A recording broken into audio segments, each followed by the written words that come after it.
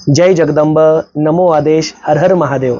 मी प्राध्यापक आंधळे सर आपलं या व्हिडिओमध्ये हार्दिक स्वागत करत आहे। श्रावण महिन्याची सुरुवात झालेली आहे आणि यंदाचं या ठिकाणचं वैशिष्ट्य असं की श्रावण महिन्याची सुरुवातच श्रावणी सोमवारपासून होत आहे। तसंच मी सुद्धा या ठिकाणी श्रावणी सोमवारची एक पूजा होती, त्या पूजेनिमित्त मौजे जामवाडी तालुका व जिल्हा जालना येथे शिवलिंगाप्पा कंठाळे यांच्या शेतामध्ये असणाऱ्या महादेवाच्या मंदिरामध्ये आलेलो होतो। इथे सागर संगीत पद्धतीनुसार माझ्या हस्ते पूजा झाली आणि इथलचं वातावरण एवढं मला आवडलं, मनाला भावलं की असं वाटलं आपण इथूनच व्हिडिओ तयार करावा। थोडीशी इथे प्रकाशाची सज्जा कमी आहे, पण तरी सुद्धा इथलच्या वातावरणामुळे मी या शिवलिंगासमोर बसूनच हा नागपंचमीचा स्पेशल व्हिडिओ तयार करत आहे। नागपंचमीचा सण का आहे, कशामुळे आहे, त्याचं वैशिष्ट्य काय, प्रमुख नागांची नावे किती, त्यांची वैशिष्ट्य कोणती, त्यांची शक्ती कुठली, नागविद्या म्हणजे काय, नागविद्येचे प्रकार कुठले, ही सर्व माहिती अगदी डिटेलमध्ये इस्तंभूतपणे मी मागच्या वर्षी श्रावण महिन्यामध्ये नागपंचमीला दिली होती। तो व्हिडिओ आजही आपल्या यूट्यूब चॅनलवरती अवेलेबल आहे। ज्यांना कोणालाही नागपंचमीची विस्तृत माहिती बघायची असेल तर आजच्या व्हिडिओच्या डिस्क्रिप्शन बॉक्समध्ये मी जुन्या व्हिडिओची लिंक देत आहे। तुम्ही त्या लिंकवरती क्लिक करून जुना नागपंचमीचा व्हिडिओ नक्की बघावा आणि गुप्त माहिती जवळ ठेवावी।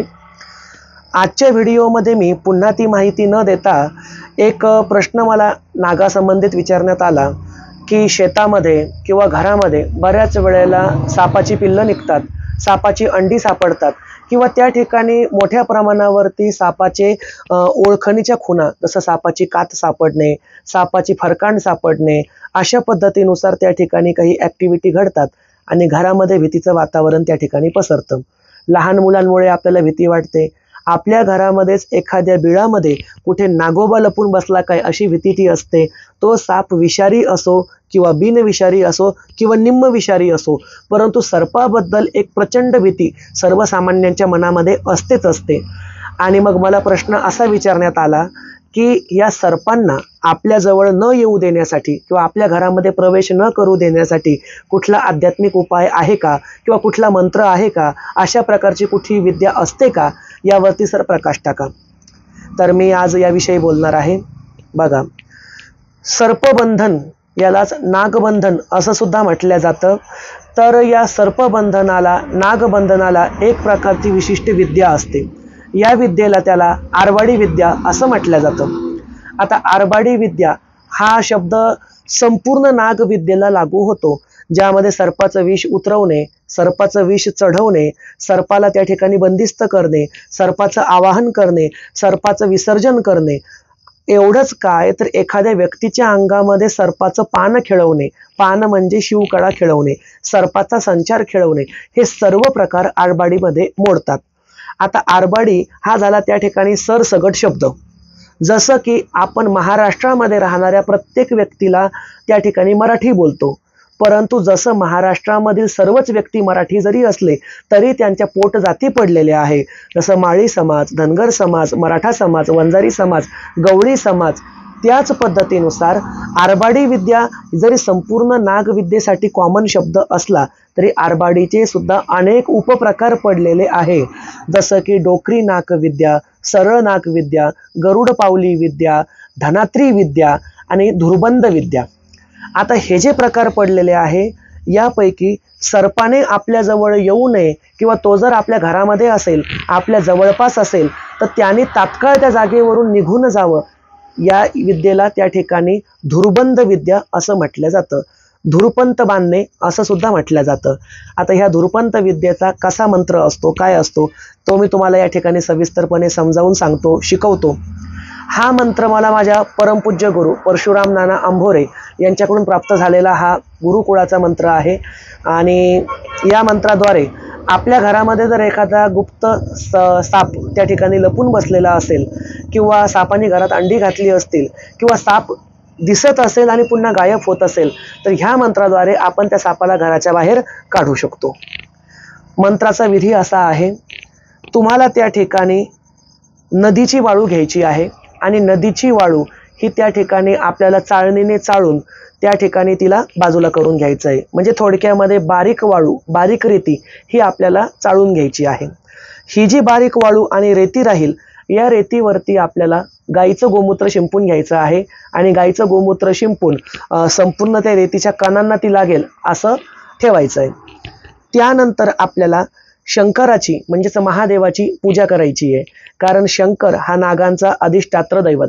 शंकराला नागेश्वर म्हटलं जातं, नागनाथ म्हटलं जातं, म्हणजे नागांचा असणारा नाथ, नागांचा असणारा ईश्वर. आणि शिवशंकराने संपूर्ण अंगावरती त्या ठिकाणी सर्पाची भूषण धारण केलेली आहे. त्यामुळे शंकराची पूजा केल्याशिवाय आपण नागविद्येमध्ये प्रवीण होऊ शकत नाही. शंकराची पूजा करावी आणि त्यानंतर शंकराची आज्ञा घेऊन, आज्ञा घेणे म्हणजे ती जी रेती आहे किंवा ती जी वाळू आहे ती शंकराला प्रार्थना करावी की आमच्या घरामध्ये सर्प येतो किंवा कधीमध्ये दिसतो, किंवा आमच्या घरामध्ये सर्पाची अंडी सापडली आहे, किंवा जर तुमच्या शेतामध्ये कुठे सर्प दडा धरून बसला असेल, रात्री बेरात्री तुम्हाला बेजार करत असेल, तर आमच्या शेतामध्ये रानामध्ये आम्हाला सर्पाची भीती आहे, तरी सुद्धा आम्ही स्वतःच्या आणि कुटुंबाच्या संरक्षणासाठी या ठिकाणी नागविद्येचा वापर करणार आहोत. तुझी कृपा आमच्यावर राहू दे अशी प्रार्थना शंकराला करावी, महादेवाला करावी. त्यानंतर एकूण 5 अगरबत्त्या जवळ लावाव्या आणि सदर रेती किंवा वाळू हातामध्ये घेऊन जो मंत्र मी इथे देत आहे त्या मंत्राचं एकूण त्यावेळेला 7 वेळेला उच्चारण करावं. आपल्या मनावरती आहे, तुम्ही 5 वेळेला उच्चारण केलं तरी चालेल, 11 वेळेला केलं तरी चालेल, परंतु माझ्या गुरूंनी मला 7 वेळेला सांगितलं होतं म्हणून मी तुम्हाला 7 वेळेला सांगतोय. आणि हा मंत्र या ठिकाणी मी आता जगजाहीर करत आहे. मुळामध्ये असे गुप्त गुरुकुळाचे मंत्र जगजाहीर करायला नकोत, कारण हे मंत्र मिळत नाहीत. यासाठी मला कठीण परिश्रम सुद्धा करावे लागले. परंतु जर हा मंत्र इथे यूट्यूबवरती देऊन कोणाची सर्पभीती नाहीशी होत असेल, कोणाचा जीव वाचत असेल, कोणाला सर्प भयापासून मुक्ती मिळत असेल, तर शेवटी जसं लोणचं घातलं तर ते टिकतं, परंतु ज्ञान एक वस्तू अशी आहे जी लोणचं घालता येत त्याजोगी नाही, ज्ञान दिल्याने वाढतं. तर मी माझ्या गुरूंची मानसिक आज्ञा घेऊन या ठिकाणी आमचा गुप्त तो नागविद्येचा मंत्र सार्वजनिक करतो. असे अनेक नागविद्येचे मंत्र मला गुरुच्या कृपेने प्राप्त झालेले आहे. त्यांनी मला संपूर्ण नागविद्या सुद्धा शिकवलेली आहे. पण इथे प्रसाद रूपी एक मंत्र मी तुम्हाला सार्वजनिक करतो. मंत्र लक्षपूर्वक ऐका. मंत्र असा आहे: बाबा संसिद्ध गरुड पावले, सर्पा सर्पा राहतो कुठं, जळी तळी सर्पा तळी, शंकर तुझा बाप पार्वती तुझी आई, आकाशी कुकडं कापले कान, जागा सोडून जाय तुला 9 कुळी नागाची आण, त्या ठिकाणी असणाऱ्या आस्तिक मुनीची आण. हा मंत्र आपण त्या ठिकाणी 7 वेळेला बोलावा आणि समोरच्या वाळूवरती फुंकर मारावी. समोरच्या वाळूवरती फुंकर मारल्याच्या नंतर ती जी वाळू आहे आपण तिचा संपूर्ण शेताला वेढा देऊ शकतो. आणि संपूर्ण शेताला वेढा द्या, संपूर्ण घराला वेढा द्या, किंवा संपूर्ण घरामध्ये ती रेती तुम्ही शिंपा. जिथे कुठे नाग असेल तो ताबडतोब ती जागा सोडून तिथून पलायन करेल. तुम्हाला अजिबात त्या नागापासून भीती राहणार नाही. परंतु एक सांगतो, हा उपाय फक्त स्वतःच्या संरक्षणासाठीच करावा. जमिनीमध्ये एखाद्या ठिकाणी गुप्तधन आहे आणि त्या गुप्तधनावरती संरक्षण म्हणून नागदेवता असेल, तिथे तुम्ही हा मंत्र वापरू नये. एखादं शिवलिंग आहे, त्या शिवमंदिरामध्ये पुरातन एखादा नाग जर शिवलिंगाची सेवा करणारा असेल, तुम्ही तिथे हा मंत्र वापरू नये. एखादं वारुळ असेल, त्या वारुळामध्ये जुना पुरातन एखादा नाग राहत असेल, त्या वारुळाला सुद्धा आपण हा मंत्र वापरू नये. म्हणजे नागाची जी काही अधिकृत स्थाने आहे, जिथे त्यांचं प्राबल्य असतं, अशा ठिकाणी हा मंत्र वापरू नये. त्याचा तुम्हाला फटका बसेल. स्वप्नामध्ये नाग येईल, तो तुम्हाला भीती दाखवेल. वेळ प्रसंगी साप किंवा नाग तुमच्यावर हल्ला सुद्धा करू शकतो. स्वतःच्या संरक्षणासाठीच हा मंत्र तुम्ही त्या ठिकाणी वापरावा.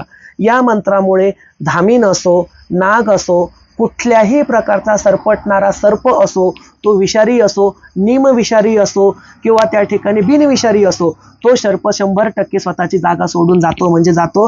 हा माझा खात्रीशीर उपाय आहे. तर या ठिकाणी मंत्राचं उच्चारण मी पुन्हा एकदा करतो, परंतु सुरुवातीला मी जे सावसित बाबा आणि गरुड पावले शब्द वापरला तो मी आता पुन्हा वापरत नाही. मूळ मंत्र फक्त म्हणून दाखवतो. तो असा आहे: सर्पा सर्पा राहतो कुठं, जळी तळी सर्पा तळी, शंकर तुझा बाप पार्वती तुझी माय किंवा आई, मला या ठिकाणी मंत्र म्हणायला त्रास होतोय, मी थांबवतोय मंत्र म्हणणं, कारण की तुम्हाला काही गोष्टी नाही कळणार. परंतु श्रावण सोमवार आहे आणि एक नियम असा सुद्धा असतो की हा मंत्र शिवलिंगापाशी बसून म्हणू नये. आणि मी इथे शिवलिंगापाशी बसून हा मंत्र म्हणतोय, तर थोडंसं मला एक काहीतरी जाणवलंय, त्यामुळे हा मंत्र मी पुन्हा उच्चारत नाही, पण आपल्या व्हिडिओच्या डिस्क्रिप्शन बॉक्समध्ये मी हा मंत्र सुद्धा टाकतोय, याचा वापर नक्की करा. आणि शिवलिंगापाशी बसून ह्या मंत्राचं मी उच्चारण केलं म्हणून मी या ठिकाणी कान धरून आणि मनातून माझ्या सद्गुरू परशुराम नानांची आणि शंकर महादेवाची माफी मागतो. परंतु जनकल्याणासाठी आणि लोकांच्या फायद्यासाठी हा मंत्र मी त्यांना दिला, तुझ्या शिवलिंगापासून दिला. मला मोठ्या मनाने शिवशंकरा माफ कर. आणि आजच्या व्हिडिओला या ठिकाणी पूर्णविराम देऊया. जय जगदंब, नमो आदेश, हर हर महादेव.